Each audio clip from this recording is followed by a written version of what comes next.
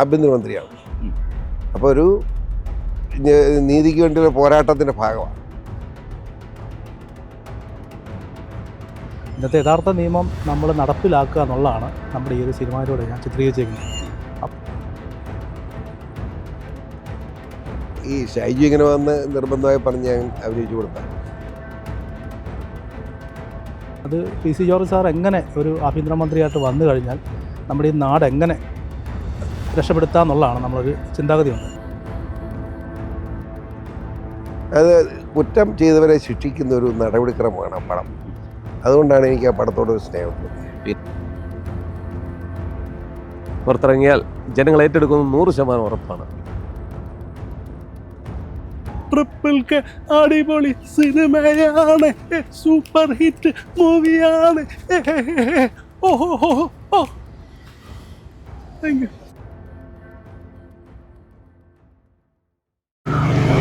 നമസ്കാരം. PC George അഭിനയിക്കുന്ന മലയാള ചിത്രം വരുന്ന 27-ന് റിലീസാവുകയാണ്. ഗ്രാമീണ പശ്ചാത്തലത്തിൽ ട്രിപ്പിൾ കെ എന്ന സിനിമയിലാണ് PC ജോർജ് പ്രധാന വേഷത്തിലെത്തുന്നത്. സിനിമയുടെ വിശേഷങ്ങളുമായി ഇപ്പോൾ PC ജോർജ് സാറും അതിൻ്റെ സംവിധായകനും നടനുമായ ഷൈജു പാറത്തടത്തിലും നമുക്കൊപ്പമുണ്ട്. സാർ, സിനിമയിലൊക്കെ അഭിനയിച്ചു അല്ലേ? അങ്ങനെ ഒത്തിരി ഒരു അബദ്ധം പറ്റിയെന്ന് കൂട്ടിക്കും. അതായത് ഈ ഷൈജു ഇങ്ങനെ വന്ന് നിർബന്ധമായി പറഞ്ഞ് ഞാൻ അഭിനയിച്ചു കൊടുത്ത അതല്ല ഒത്തിരി പടത്തിലുണ്ടെന്ന് ഇതുപോലെ. കാരണം ഈ വാഗമൺ ഇവിടെ ആയതുകൊണ്ട് അങ്ങോട്ടൊക്കെ പോകുമ്പം മിക്കവാറും ഒത്തിരി പടത്തിൽ ഇങ്ങനെ തല കാണിക്കുന്നുണ്ട്. പക്ഷേ ഞാനതൊന്നും കാണാറില്ല, അതുകൊണ്ട് എങ്ങനെയാണെന്നൊന്നും എനിക്കറിയത്തില്ല. വേറൊരു പടം പിന്നെ KK റോഡൊന്നും അത് ഈ പറഞ്ഞ പോലെ കൂടുതൽ ഞാനുണ്ട്, അതിനകത്ത് ഞാൻ കണ്ടായിരുന്നു. വേറെ എങ്ങനെ ഇതും കുറച്ച് നല്ല വേഷമാണെന്നാണ് പറഞ്ഞത് എന്ന് ഈ ഷൈജു പറയുന്നു. ഷൈജുനെ അറിയത്തുള്ളൂ. ഷൈജു പറഞ്ഞ പോലെ ഞാനൊക്കെ ചെയ്തിട്ടുണ്ട്. എന്താണ് സാർ, രാഷ്ട്രീയക്കാരൻ്റെ വേഷം തന്നെയാണോ? അതെ, ആഭ്യന്തരമന്ത്രിയാണല്ലോ. അപ്പോൾ ഒരു നീതിക്ക് വേണ്ടിയുള്ള പോരാട്ടത്തിൻ്റെ ഭാഗമാണ്.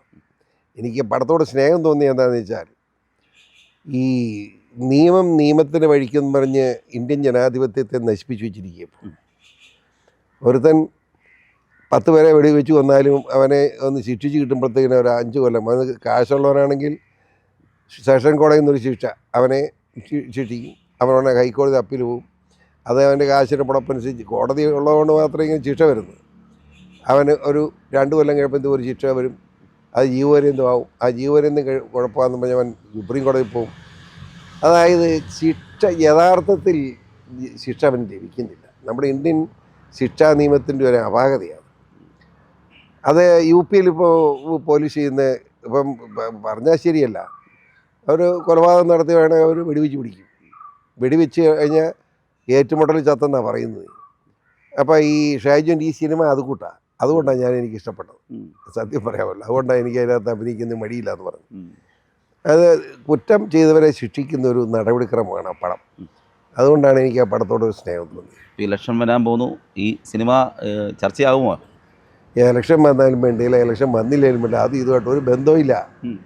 ജനാധിപത്യത്തിൽ വന്ന ഈ പുഴുക്കുത്തുകൾ ചൂണ്ടിക്കാണിക്കുന്നൊരു പടമാണ്. അതുകൊണ്ട് ഞാൻ അഭിനയിച്ചത്. അതുകൊണ്ട് അത് നല്ല ഇതിന് പോകുന്ന എൻ്റെ വിചാരം. ജനങ്ങൾ ഇഷ്ടപ്പെടട്ടെ എന്ന് ഞാൻ ആഗ്രഹിക്കും. കാരണം ഷൈജു വലിയ സമ്പന്നൊന്നുമല്ല, ഒരു സാധാരണക്കാരനായ ഒരു മനുഷ്യനാണ്. പുള്ളി ഇങ്ങനെ അതിനകത്ത് അഭിനയിക്കുകയും നായകനും ഡയറക്ടറും പ്രൊഡ്യൂസറും എല്ലാം ആണല്ലോ. അപ്പം രക്ഷപ്പെട്ട് വരണമെന്നാണ് എൻ്റെ ആഗ്രഹം. ഷൈജു അത്രേ ഉള്ളൂ. സാറിന് ഈ അഭിനയം അത് ഇഷ്ടമായിരുന്നല്ലേ? അങ്ങനെ ജീവിതം തന്നെ അഭിനയമല്ലേ സത്യത്തിൽ. അതുകൊണ്ട് അഭിനയിച്ചു എനിക്കറിയത്തില്ല, ഇവൻ പറഞ്ഞൊക്കെ ചെയ്തിട്ടുണ്ട്. അതല്ലോ എനിക്ക് സന്തോഷമാണ്. എനിക്കെപ്പോഴും സന്തോഷം. ഞാൻ ദുഃഖിച്ചങ്ങൾ കാണുകയല്ലോ, എപ്പോഴും സന്തോഷം. ശരിക്കും ഷൈജു പറഞ്ഞു സാർ ഒരു ആഭ്യന്തരമന്ത്രിയുടെ വേഷമാണ്. ശരിയാണ്. അതാ ഞാൻ പറയാം, ശരിയാണ്. അപ്പം എല്ലാവരെയും ശരിപ്പെടുത്തുന്ന പടമാണ്. അതാണ് എനിക്ക് ഏറ്റവും ഇഷ്ടപ്പെട്ടത്. സാറിൻ്റെ മനസ്സിലുള്ള കാര്യങ്ങളൊന്നും അല്ലല്ലോ അല്ലേ? മനസ്സിലുള്ള എൻ്റെ മനസ്സിൽ അത് ശരിയാണെന്നുള്ള എൻ്റെ അഭിപ്രായം. അത് ഞാൻ പറയാൻ ഒളിച്ചു വെക്കുന്നില്ല. ഈ നിയമ സംവിധാനത്തിൽ മാറ്റം ഉണ്ടാവണം.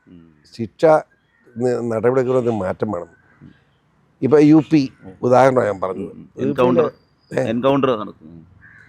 UP തീരം കൊലപാതകം കൊള്ളയായിട്ട് നടക്കുന്നതിനൊക്കെ വെടിവെച്ചോ പോലീസ് പിടിക്കുന്നത്. ഇവിടെ എങ്ങാനും ഒന്ന് വെടിവെച്ച് കഴിഞ്ഞാൽ പിന്നെ കിടക്കപ്പുറതിയുണ്ട്.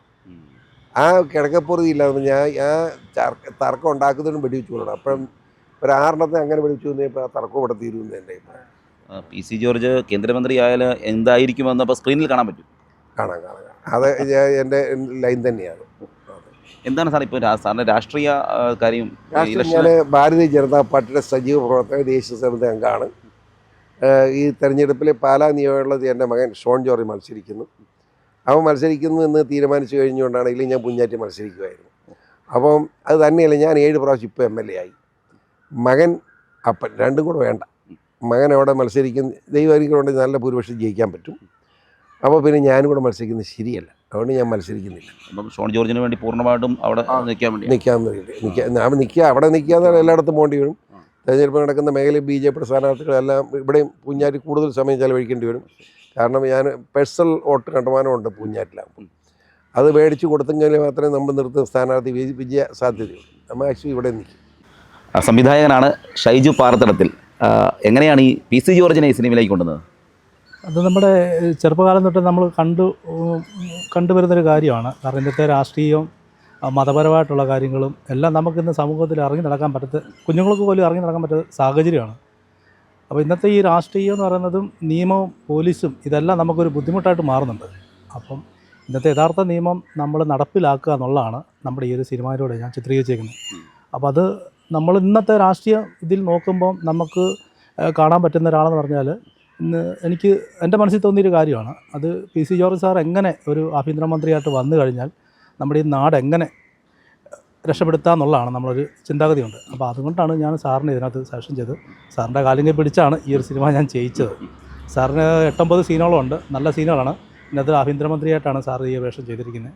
അത് ജനങ്ങളത് ആ ഒരു പടം കാണുമ്പോൾ തന്നെ, തിരുവൾക്കെന്ന് പറഞ്ഞ മൂവി കാണുമ്പോൾ തന്നെ അത് മനസ്സിലാകും എത്രത്തോളം സാറ് അതിനകത്ത് ഉൾക്കൊണ്ടിട്ടുണ്ടെന്നുള്ളതും എല്ലാം. സാർ ഒരുപാട് പടത്തിലൊക്കെ മുഖം കാണിച്ചിട്ടുണ്ട്. പക്ഷേ എന്നാൽ പോസ്റ്ററൊക്കെ വെച്ച് ഇത്തരത്തിലൊരു സീനൊക്കെ ഒരു സിനിമ ആദ്യമായിരിക്കും. അതല്ല, സാറ് പല വർക്കുകൾ ചെയ്തിട്ടുണ്ട് എനിക്കറിയാം. പക്ഷെങ്കിൽ ഇത് ഇമ്പോർട്ടൻ്റ് ആയിട്ട്, കാരണം ഇത് ജനനായകൻ എന്ന് പറഞ്ഞത് ഇതിനകത്ത് സാറ് തന്നെയാണ്. കാരണം ഞാനാണ് ഇത് നായകവേഷം ചെയ്തിരിക്കുന്നത്. എന്നാൽ പോലും ഇതിന് ഏറ്റവും കൂടുതൽ ഹൈലൈറ്റ് ആയിട്ട് ആഭ്യന്തരമന്ത്രിയായിട്ട് സാറ് തന്നെയാണ് ഇതിനെ നമ്മൾ ഫോക്കസ് ചെയ്താണ് സാറിനെ തന്നെ ചെയ്തിരിക്കുന്നത്. അതെന്താണെന്ന് വെച്ചാൽ ഇന്നത്തെ രാഷ്ട്രീയ രംഗത്തുള്ള കൊലകൊമ്പന്മാരുടെ ചുരുളഴിയുന്ന ഒരു സാധനമാണ് നമ്മൾ ഇതിനകത്ത് ചെയ്തു വെച്ചിരിക്കുന്നത്. അത് നമ്മൾ ആരാന്ന് എന്താണെന്ന് നമ്മളത് പറയുന്നില്ല. കാരണം അത് നമുക്ക് പറയേണ്ട കാര്യമില്ല. അതെല്ലാവർക്കും ഈ പടം കാണുന്നതിലൂടെ എല്ലാവരും മനസ്സിലാക്കും. അത് ആരൊക്കെ നമുക്ക് ഇതിനകത്ത് പോലും നമ്മൾ പേരെടുത്ത് പറയുന്ന പോലുമില്ല. പക്ഷേ ഈ പടം കണ്ടു കഴിയുമ്പം എല്ലാ രാഷ്ട്രീയക്കാർക്കും മതക്കാർക്കും എല്ലാം ഇത് മനസ്സിലാകും. അത്രത്തോളം നമ്മൾ ഇതിനകത്ത് ചിത്രീകരിച്ചിട്ടുണ്ട്. ഇലക്ഷൻ വരുമ്പോൾ രാഷ്ട്രീയക്കാർക്ക് പണി കൊടുക്കണോ? ഇല്ല, അങ്ങനെയില്ല. നമ്മൾ രാഷ്ട്രീയം ഞാൻ പറയാം, രാഷ്ട്രീയക്കാർക്കോ ഒരു മതത്തിന് വേണ്ടി നമ്മൾ പണി കൊടുക്കുന്നതല്ല. ഇന്ന് ഈ നാട്ടിൽ നടക്കുന്ന സംഭവങ്ങൾ വരും തലമുറകൾ അറിയാൻ വേണ്ടി മാത്രമാണ് നമ്മൾ ചെയ്യുന്നത്. കാരണം എനിക്കും കുഞ്ഞുങ്ങളുണ്ട്, എല്ലാവർക്കും കുഞ്ഞുങ്ങളുണ്ട്. അവരുടെ തലമുറ എങ്ങനെ മുന്നോട്ട് ജീവിക്കും? അപ്പോൾ അതിനുവേണ്ടി കറക്റ്റായിട്ടൊരു നിയമം നടപ്പിലാക്കുകയാണെങ്കിൽ ഇന്ന് നമ്മുടെ വരും തലമുറകൾക്ക് അത് ഗുണമുണ്ടാകും. അങ്ങനെ ഒരു ചിത്രീകരണമാണ് നമ്മൾ ചിത്രീകരിച്ചിരിക്കുന്നത്. റിലീസ് എന്നാണ് നമ്മൾ ഈ ഫെബ്രുവരി മാസം 27-നാണ് നമ്മൾ തീരുമാനിച്ചിരിക്കുന്നത്. അപ്പോൾ കൂടുതൽ തിയേറ്ററുകൾ നമുക്ക് വേണം. അതുപോലെ തന്നെ തമിഴ്നാടാണെങ്കിലും നമ്മൾ തിയേറ്ററിൽ മറ്റുള്ള കാര്യങ്ങളെല്ലാം ചെയ്തു വെച്ചിരിക്കുകയാണ്. അപ്പോൾ അതിൻ്റെ ബാക്കിയുള്ള പോസ്റ്ററുകളും മറ്റുള്ള കാര്യങ്ങൾ നടന്നുകൊണ്ടിരിക്കുകയാണ്. മറ്റ് നടന്മാരൊക്കെ ആരൊക്കെയാണ്? നടന്മാർ ഇതിനകത്ത് നമ്മൾ ആരെയും പ്രൊഫഷണൽ ആർട്ടിസ്റ്റുകൾ ആരുമില്ല. കാരണം എന്താ വെച്ചാൽ പിന്നെ അത്യാവശ്യം വർക്കുകൾ പുതുമുഖങ്ങളെന്ന് പറയാനും പറ്റത്തില്ല. അത്യാവശ്യം 3-4 സിനിമകൾ ചെയ്ത് വൈറലായ ആൾക്കാരുണ്ട്, കുറേ ആൾക്കാരുണ്ട്. അവർക്കൊന്നും ഇതുപോലുള്ള പ്രൊഫഷണൽ വേദികളിലേക്ക് വരാൻ പറ്റുന്നില്ല, വലിയ വലിയ സിനിമ വേദിയിൽ വരാൻ പറ്റത്തില്ല, നമുക്കറിയാം. അപ്പം ഞാൻ അതും കൂടെ ഒരു സാഹചര്യം മുതലെടുത്തുണ്ട്. കാരണം ഇത് ഇങ്ങനെ നമ്മുടെ ഒരു സിനിമയിലൂടെയും ഇവർക്ക് രംഗത്തേക്ക് വരണം. അപ്പോൾ അങ്ങനെ ഒരു മൈൻഡ് എനിക്കുണ്ടായിരുന്നു.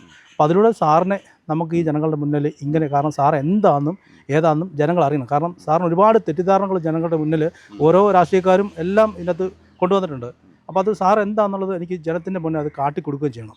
അതിനുവേണ്ടിയാണ് ഈ ചിത്രീകരണം അത് മനഃപൂർവ്വം തന്നെ ഞാൻ സൃഷ്ടിച്ചൊരു സംഭവം തന്നെയാണ്. അത് സാറിനെ വെച്ച് തന്നെയാണ് ഞാൻ ഈ സ്ക്രിപ്റ്റ് ഞാൻ എഴുതാൻ കാരണം തന്നെ. അപ്പോൾ അതിനകത്ത് പിന്നെ യാദൃശ്യവും ഞാനൊരു നായകനായിട്ട്, കാരണം ഞാൻ വലിയ ആളൊന്നുമല്ല, വലിയ ഫണ്ടറോ അല്ലെങ്കിൽ വലിയ മുതലാളിയോ കാശുകാരനൊന്നുമല്ല. ഞാനൊരു സാധാരണപ്പെട്ടവനാണ്. എനിക്കൊരു കൺസ്ട്രക്ഷൻ വർക്കും കാര്യമൊക്കെ ആയിട്ട് ഇങ്ങനെ നടക്കുന്ന ആൾ. ഞാൻ 2013-ലാണ് ഞാൻ ആട്ടോ ഈസ് മൈ ലൈഫ് എന്ന് പറഞ്ഞൊരു തമിഴ് മൂവി ഞാൻ ചെയ്തത്. അതും പുതുമങ്ങളെ വെച്ചാണ് ചെയ്തത്. അത് കഴിഞ്ഞ് 2016 തലേബാസവല വെച്ച് ഞാൻ ദണ്ഡച്ചോർ എന്ന് പറഞ്ഞൊരു പടം ചെയ്തായിരുന്നു. അപ്പം ആദ്യത്തെ പടം റിലീസായിരുന്നു. രണ്ടാമത്തെ പടം ഞാൻ പിന്നെ തേർഡ് പാർട്ടിക്ക് നമ്മൾ കൊടുക്കേണ്ടതായിട്ട് വന്നു. നമുക്ക് സാമ്പത്തികമായിട്ട് ഒരുപാട് ബുദ്ധിമുട്ടുണ്ടായി. എന്നിട്ട് പോലും ഇതാണെപ്പോലും ഞങ്ങൾ പലരോടും കടം മേടിച്ചും അത് ഒത്തിരി പട്ടിണിയും കിടന്ന് ത്യാഗം സഹിച്ചാണ് ഈ ഒരു പടം ഞങ്ങൾ ചെയ്തത്. പ്രൊഡ്യൂസർ ഞാൻ തന്നെയാണ്. ചേട്ടൻ്റെ പരിമിതമായ സാഹചര്യങ്ങളിൽ നിന്നുകൊണ്ടാണ് ഇങ്ങനെ പരിമിതമായ സാഹചര്യങ്ങൾ കൊണ്ട് അത് തന്നെയാണ് നമ്മൾ അങ്ങനെ ചെയ്യാൻ കാരണം. അപ്പം എൻ്റെ കൂട്ടുകാരാണത് ജോസ് പാല, അതുപോലെ തന്നെ അജയ് ശങ്കരശ്ശേരി, പ്രിൻസ്, ഒരുപാട് കൂട്ടുകാർ എൻ്റെ കയ്യിലുണ്ട്. അപ്പോൾ നമ്മൾ ഇവരുടെ എല്ലാ സഹകരണം, ഞങ്ങളുടെ എല്ലാം ഒരു കൂട്ടായ്മയാണ് ഒരു സിനിമ ഞങ്ങൾക്ക് ഇത്രത്തോളം എത്തിക്കാൻ പറ്റി. 40-45 ദിവസത്തോളം ഞങ്ങൾക്ക് വർക്കുണ്ടായിരുന്നു. കേരളത്തിൽ ഷൂട്ടുണ്ടായിരുന്നു. പിന്നെ മഴ വന്നു, ഇതിനിടയ്ക്ക് എൻ്റെ അച്ഛൻ മരിച്ചു. അപ്പോൾ അതിന് ഷെഡ്യൂൾ നമ്മൾ ബ്രേക്ക് എടുക്കേണ്ടതായിട്ട് വന്നു. അപ്പോൾ ഒരുപാട് തരണങ്ങൾ നമ്മൾ ചെയ്ത് കഴിഞ്ഞ ശേഷമാണ് ഇത്. അതർ സ്റ്റേറ്റ് ഉണ്ടായിരുന്നു, തമിഴ്നാടുണ്ടായിരുന്നു. അപ്പം അവിടുത്തെ ഷൂട്ടും എല്ലാം കൂടെ ഞങ്ങൾ സത്യം പറഞ്ഞാൽ ഒരുപാട് ബുദ്ധിമുട്ട് ഞങ്ങൾ ഇതിനകത്ത് ഈ ഒരു സംഭവം എന്നെ റെഡിയാക്കി വരാനായിട്ട്. ഈ സിനിമയിൽ നായിക എന്ന് പറഞ്ഞ സോണിയാണ്. അപ്പോൾ ഇതൊരു ക്രൈം സ്റ്റോറി തന്നെ അല്ല, ഇതൊരു കുടുംബ പശ്ചാത്തലവും എല്ലാം കൂടെ കൂട്ടി കലർത്തിയുള്ളൊരു സിനിമയാണ്. അല്ലാതെ വെടിവെപ്പും പോലീസോ അങ്ങനെയൊന്നുമല്ല, എല്ലാം കൂടെ മിക്സ് ചെയ്ത് രാഷ്ട്രീയം എല്ലാം കൂടെ മിക്സ് ചെയ്ത് എല്ലാം കൂടെ കൂട്ടിയുള്ളൊരു സാധനമാണ്. പിന്നെ നല്ല രീതിയിൽ മനോഹരമായിട്ട് നല്ലൊരു പാട്ടും ഇതിനകത്ത് നമ്മൾ ചിത്രീകരിച്ചിട്ടുണ്ട്. പാട്ടൊക്കെ ഉണ്ട്. അതൊക്കെ ആലപിച്ചാരാ? ഞാൻ തന്നെയാണ് അതിൻ്റെ കമ്പോസിങ് എല്ലാം ചെയ്തത്, ലിറിക്സ് എഴുതിയതെല്ലാം ഞാൻ തന്നെയാണ്. നല്ലൊരു ആൾക്കാർ ആ പാട്ട് തന്നെ അംഗീകരിക്കാനായിട്ട് നല്ല സാധ്യതയുള്ളൊരു പാട്ടാണ് നമ്മൾ ചെയ്തിരിക്കുന്നത്. 4 വരി പാടുമോ? പിന്നെ തീർച്ചയായിട്ടും പാടാൻ. എന്നോമലേ എൻ ജീവനിൽ മലരാ നീ എന്നും ഉറങ്ങുറങ്ങ്, എൻ വീണയിൽ സ്വരനാദമായി മലരാ നീ എന്നും ഉറങ്ങുറങ്ങ്, ഇനി ഹിമമണിയും തേൽക്കണം അനുരാഗത്തിൽ സാന്ത്വനം, ഇനി നിൻരാഗസ്വരമാ നിൻ ചൊടികളിലമൃത എൻ ജീവൻ നീയല്ലേ, എൻ ജീവൻ നീയല്ലേ,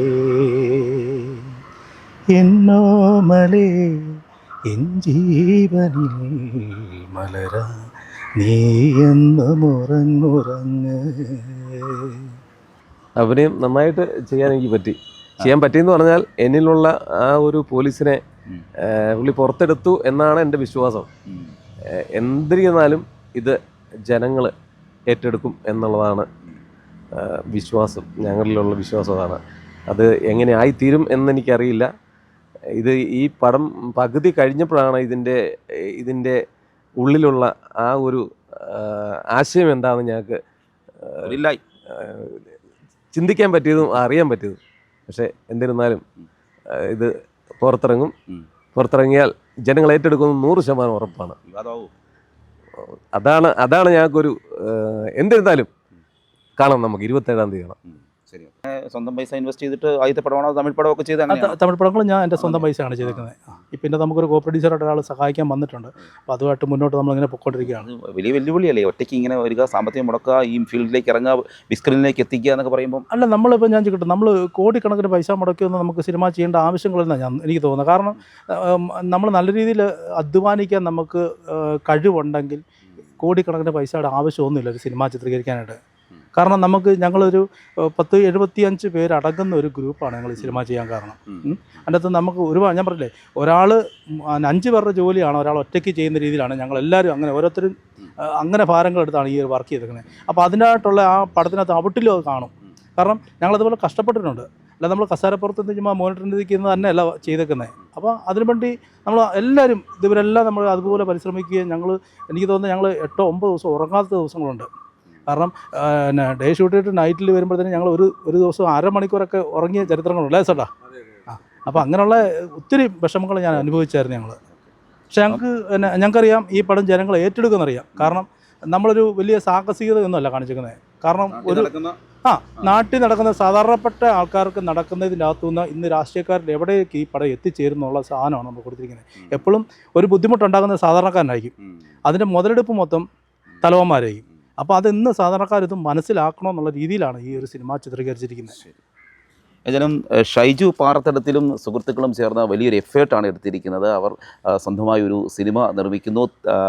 ട്രിപ്പിൾ കിങ് ആണെന്ന് തോന്നുന്നു, 3 രാജ, അങ്ങനെയാണ് അതിൻ്റെ പേര്. ഏതായാലും അതിപ്പോൾ വലിയ ബിഗ് സ്ക്രീനിലേക്ക് 27-ന് വിവിധ തിയേറ്ററുകളിൽ റിലീസിന് ഒരുങ്ങുകയാണ്. അപ്പം സാധാരണക്കാരായ നിങ്ങളുടെയൊക്കെ സപ്പോർട്ടാണ് ഈ ടീമിന് ആവശ്യമുള്ളത്. അതോടൊപ്പം തന്നെ PC ജോർജ് ഈ സിനിമയിൽ വേഷം ഇടുന്നു എന്നൊരു പ്രത്യേകത കൂടിയുണ്ട്. ഏതായാലും ഷൈജു സുഹൃത്തും വലിയൊരു സസ്പെൻസ് ആയിരിക്കും നമുക്ക് വേണ്ടി ഒരുക്കി വെച്ചിരിക്കുന്നതെന്ന് പ്രതീക്ഷിക്കാം. എല്ലാവിധ ആശംസകളും നേർന്നുകൊണ്ട് ക്യാമറമാൻ ജിതിനൊപ്പം CR ശ്യാം, മറുനാടൻ മലയാളി, കോട്ടയം.